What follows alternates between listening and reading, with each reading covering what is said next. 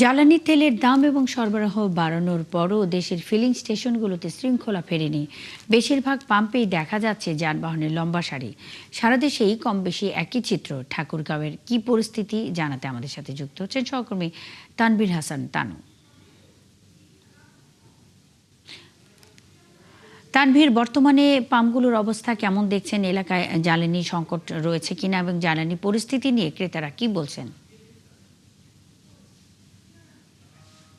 আমি আপনাকে জানিয়ে রাখি, ঠাকুরগাঁও মোট কিন্তু 37টি পেট্রোল পাম্প। এই পাম্পের বিভিন্ন পাম্পে কিন্তু আজকে তেল দেওয়া কিন্তু হচ্ছে না। এই তেল না দেওয়ার কারণে কিন্তু বিপাকে পড়েছেন।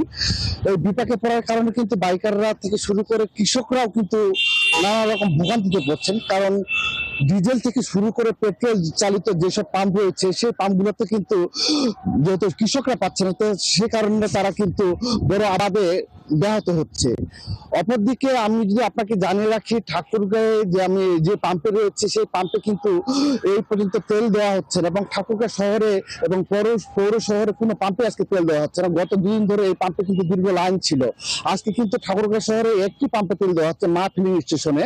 এটা শহর থেকে প্রায় 15 কিলোমিটার দূরে। সেখানে কিন্তু অনেক ভিড় লক্ষ্য করা যাচ্ছে, আমরা জানতে পেরেছি। এবং